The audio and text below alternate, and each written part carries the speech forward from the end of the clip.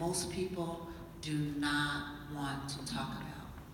But we have to, because we can't say we're colorblind because the data is showing us differently. And you know, people say, oh, I don't see color, I just see children. You see it. When I walked on this stage, everybody in this room noticed I was a black woman. Because if you don't see color, you don't see me.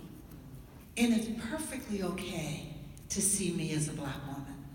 Because when you see me as a black woman and you acknowledge that I'm a black woman, then there are things about my experience and how I move in the world that you can open up and talk about.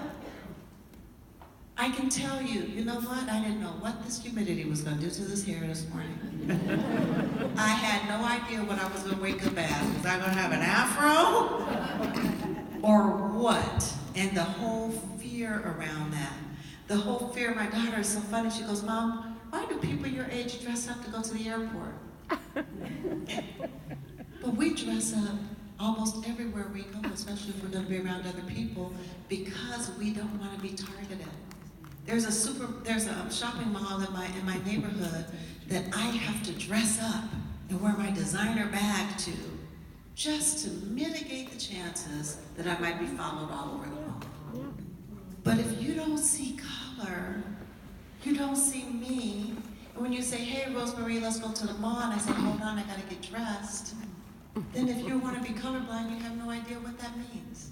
You have no idea that when my son called me just a couple of months ago and said, Mom, my headlight on my car went out.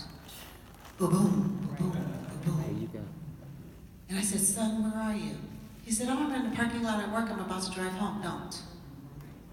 Don't, because I don't think you could make it home before dark. Mom, I'll be okay. He says, son, you can't drive. I need you to come home tonight. Let's keep your car where it is, take an Uber, and go home. Well, me and my girlfriend, we're gonna, wherever you were gonna go, take an Uber. I'll pay for it because he won't spend a penny. But if you don't see me, and if you don't see me as a black woman, you may be wondering, well, why are you having that reaction? But if we can talk about me being a mom of an African-American son and the fears that I have around that, then we can begin to dialogue. So what is implicit bias? Implicit bias is a mental process that results in feelings and attitudes about people based on difference, about people based on race, age, ability, and these is an unconscious process, and we're not aware of this, and it results from these negative perceptions that we've developed over the course of our lifetimes. And what I want to tell you is everyone, every single one of us is impacted by implicit bias. And it is no one's fault. We are all in this together. It's an inheritance that we have received, one that we'd love to give back, but it's there. It's there because we breathe biased air, we drink biased water.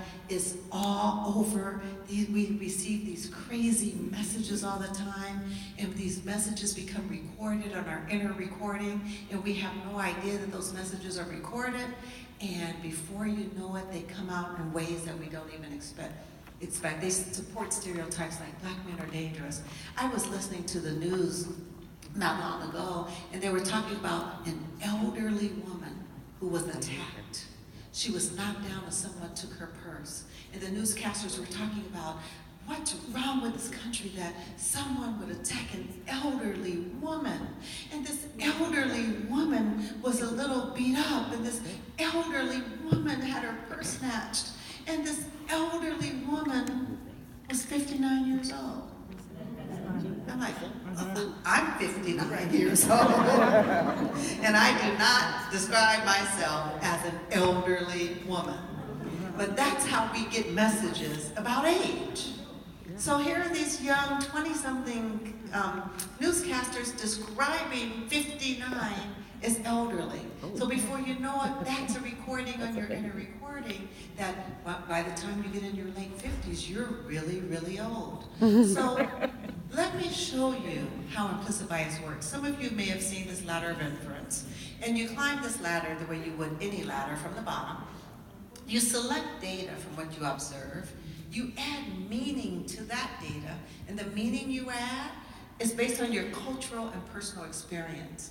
Then you make assumptions based on the meanings that you've added. You draw conclusions, adopt beliefs about the world, and take actions. So let me show you what this looks like in real life. It could look like.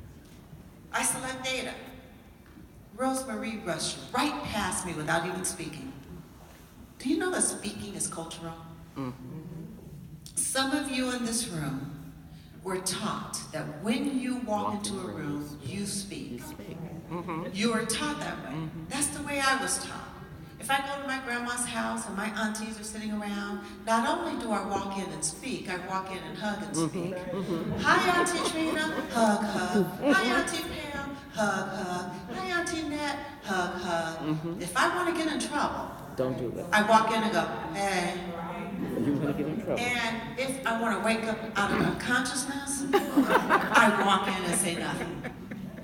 Now, there's some of you were raised in a way that you don't make yourself the most important person when you walk in a room. When you see people talking, you don't center yourself in that conversation. You wait for a polite opening, or you make yourself small and you wave. Neither is right or wrong, or good or bad, but they're different. But can you see the cultural disconnects that can happen because of it? So, I select data. Rosemarie walked right past us and she didn't even speak. Now you know what cultural meaning I'm gonna add, right? I add my own meaning. Did you see her? Who does she think she is? She had an attitude, girl. She walked right past us and didn't even speak. And then I'm gonna make assumptions. Girl, she thinks she's better than us. She thinks she's cute. Did you see that? She's walking in here with her high heels on like she's not gonna work with children. I can't stand her. And then I draw conclusions. You know she's never gonna treat us fair. Because she's a teacher and we're a parent. She thinks she's so cute. That's why she's wearing these high heels. You see where I'm going with that? All of that because there's a difference in the way that we were raised to speak. Mm-hmm. Let me show you another one. I select data. Whew, that boy is only 3. Look how big he is. That's a big old boy. And then I add meanings. Girl, he's so big. And did you see him? He had a little attitude. We better watch him. Mm-hmm. And then I make assumptions. Mm-hmm. You know what? He's big and he is going to be aggressive with these other children. We better be really careful. Mm-hmm. And then before you know it, you've drawn some conclusions. We're going to have to put that child on an improvement plan because he's so big. If he hits one of these kids, he's going to hurt him. Mm-hmm. Do you know big children are thought to be aggressive? The bigger they are, the assumption of aggressiveness is there. One more. I select data. I noticed that child did not call me Miss Allen. I add my own meaning and labels because labels are cultural. Mm-hmm. Some people grew up where everyone taller than them had a label. Mm-hmm. That's my house. Mm-hmm. If you were my mother's best friend, you were my auntie, your children were my cousins. Mm-hmm. Every teacher had a Mr. or a Mrs. Mm-hmm. Every adult had a title. Mm-hmm. Even my adult cousins. It wasn't like I could call Mildred, who's my mother's age, even though she's my cousin. I didn't call her Mildred. She was Cousin Mildred. Not Cousin Mildred. She was Cousin Mildred. Hey, Cousin Mildred. But everybody had a title. Some people don't believe in titles. It's more casual. I remember when, in the 80s, some of you may be old enough to remember when the classroom became the great equalizer and everybody was called on a first name basis. I'll never forget. I walked into the classroom and this little boy goes, "Hey, Rosemarie!" You know, no, you're like here. I'm the teacher. And I had to talk to my boss. How can we negotiate it? And then we negotiated to teacher Rosemarie. But I do want to tell you that there are some people who grew up like I did, who are raising children in the way that mine are raised, and nothing gets under my skin worse than when I introduce my son to an adult, And I say, Clarence, this is Dr. Torrance. And she goes, oh, you don't have to call me that, just call me April.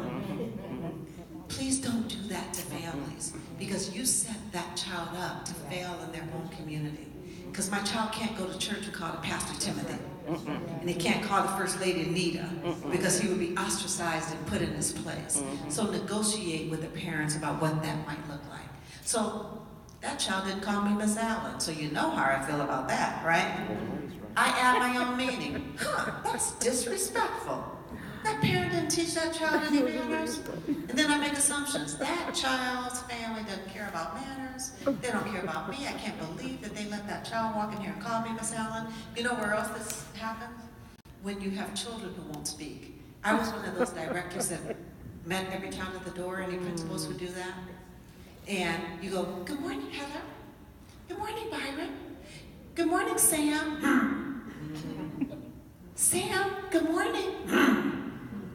Sam, did you hear me say good morning? Then the mom says, oh, I guess he doesn't feel like speaking. And I'm sitting here like, that's a choice to an adult who's speaking, because you already know my cultural perceptions around speaking. So this family doesn't have any respect, hasn't taught that child any respect from authorities, and they don't value education, so I am not going to make an effort to really get to know this child, because they're going to be a problem. Do you see how fast we can go up that ladder?